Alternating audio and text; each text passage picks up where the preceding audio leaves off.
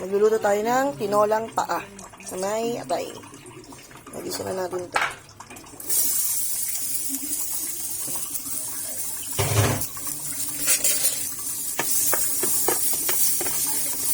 Nagluluto ako ng ulam bago ako umalis kasi hindi ako kumakain sa labas. Wala lang, hindi lang talaga ako mahilig kumain sa labas. Minsan lang, pag mga occasionally.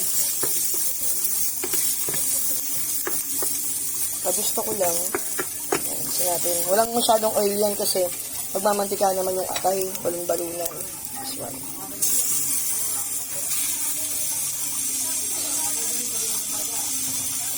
Napakalamig din ang panahon ngayon kasi magde-December na.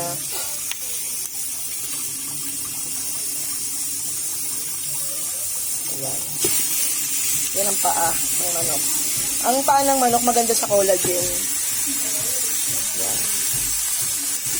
Sobrang ganda sa collagen yan. Ilas natin yung atay. Papaya, dahon ng sili. Walang malunggay na nabili yung inutusan ko. Ayan.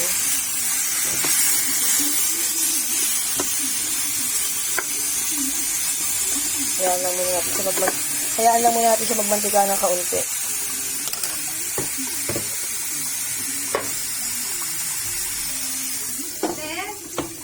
Ano?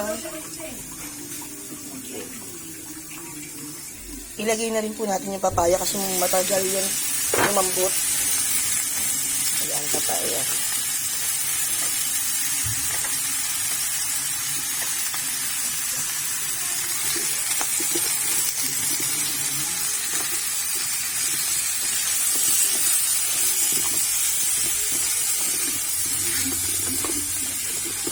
Alam niyo po bang ulam ko na ito buong araw?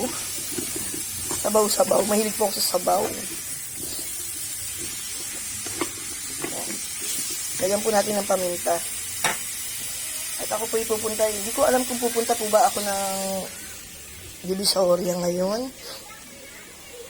Kasi nga darating yung Pure Gold. Kaya may tinda ako na paminta.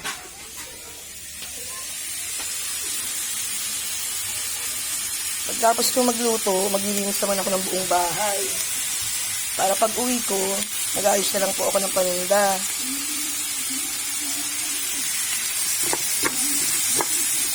Patis. Ako ng patis. Ayan.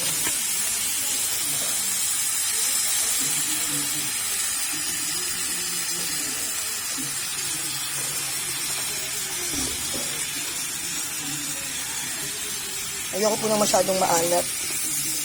Ayoko po ng maalat na pagkain. Sa totoo lang, mas mahilig po ako sa maaasim na pagkain. Ayoko rin po ng matamis kasi sensitive po yung lalamunan ko. Madali po siyang magpaus po. Lahi ng lolo namin.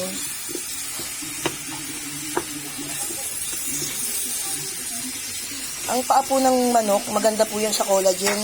Hindi mo na kailangan uminom ng capsule. Basta yung collagen po, yung nagpapa-intact ng balat para hindi nagkaka-wrinkles or banat po yung balat.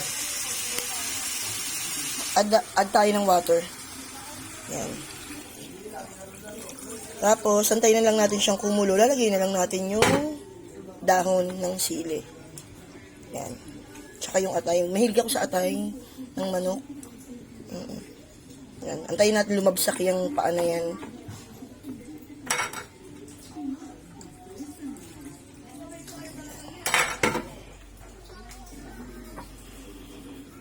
Pakuluin po natin yan. Lagay natin yung atay. Yan. So, papakuluin pa ulit natin yan. Lagay na rin natin yung dahon. Wait lang ha. Yan. Okay. Dahon ng sili.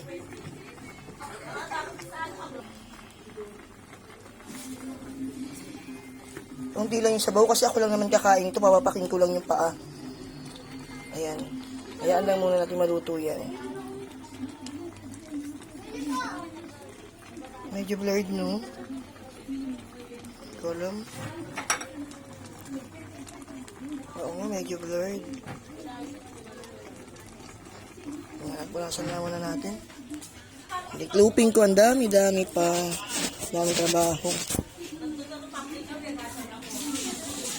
Ganyan talaga siya, blurred talaga. Sige, wala ka sa ausok lang. Yan, malapit na maluto.